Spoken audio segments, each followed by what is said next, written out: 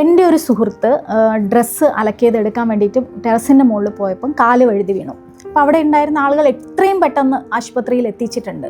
പക്ഷെ അവരിപ്പോഴും ആ തളർന്ന് കിടക്കുന്നതിൽ നിന്ന് അവർക്ക് എഴുന്നേൽക്കാൻ പറ്റിയിട്ടില്ല. അപ്പോൾ വീണതിനേക്കാൾ അവർ പ്രശ്നം പറഞ്ഞത് കൊണ്ടുവന്നപ്പോൾ ഉണ്ടായ കുറേ പ്രശ്നങ്ങളെക്കുറിച്ച് പറഞ്ഞു. അപ്പോൾ അതിനെക്കുറിച്ച് ഒന്ന് പറയാൻ പറ്റുമോ? ഓക്കെ, ആ ഒരു സിറ്റുവേഷൻ വന്നപ്പം ഇപ്പം സപ്പോസ് എനിക്കാണ് ഉണ്ടായിരുന്നെങ്കിൽ ഞാനെന്നൊരു ഞാൻ ഡോക്ടർ എന്ന നിലയിൽ ആ സമയത്ത് ഞാൻ ആദ്യം ചെയ്യാൻ പോകുന്ന കാര്യം ആ പേഷ്യൻറ്റിനെ എങ്ങനെ എനിക്ക് സ്റ്റെബിലൈസ് ചെയ്യാം, എങ്ങനെ എനിക്ക് ഒരു നല്ല രീതിയിൽ എത്രയും ആ പേഷ്യൻറ്റിന് വേറെ തട്ടുകൂട്ടുകളൊന്നും പറ്റാതെ വേറെ ഇഷ്യൂസൊന്നും പറ്റാതെ എങ്ങനെ എനിക്ക് ആ പേഷ്യൻറ്റിനെ ഹോസ്പിറ്റലിൽ എത്തിക്കാം. ഉദാഹരണം പറഞ്ഞു കഴിഞ്ഞാൽ ഒരാൾ മോളിൽ നിന്ന് ഇപ്പം മാമിൻ്റെ ഇൻസിഡൻറ്റ് തന്നെ എടുത്തോ, ഒരാൾ മോളിൽ നിന്ന് വീണ് കഴിഞ്ഞാൽ ഒന്ന് ആലോചിച്ച് നോക്കിയേ, എത്രയോ നിലയിൽ നിന്ന് മോളിൽ നിന്ന് താഴത്തോട്ട് വീഴുക. അയാളുടെ നട്ടലിന് പ്രശ്നം ഉണ്ടാവും, അയാളുടെ കാലിൻ്റെ എല്ലുകൾക്ക് പ്രശ്നം ഉണ്ടാവും, കൈയുടെ എല്ലുകൾക്ക് പ്രശ്നം ഉണ്ടാവും, എന്തിന് തല വരെ ഇടിച്ച് തലയ്ക്ക് ചതം പറ്റിയിട്ടുണ്ടാവും. ഇതിനകത്തൊക്കെ ഏറ്റവും മെയിൻ സാധനം നമ്മുടെ പെടലിയാണ്.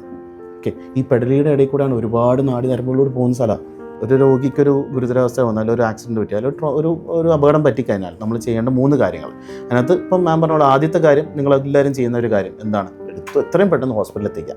പക്ഷേ ഇതിൻ്റെയൊക്കെ മുകളിൽ നിൽക്കുന്നൊരു സാധനമുണ്ട്, അതായത് എങ്ങനെയാണ് ആ രോഗിനെ ഹോസ്പിറ്റലിൽ എത്തിക്കുക എന്നുള്ളത്. അതിനകത്ത് ഏറ്റവും ആദ്യം ശ്രദ്ധിക്കേണ്ട കാര്യമാണ് പെടലി നോക്കുക. പെടലി നല്ല വൃത്തിയായിട്ട് അതിന് സപ്പോർട്ട് കൊടുക്കുക.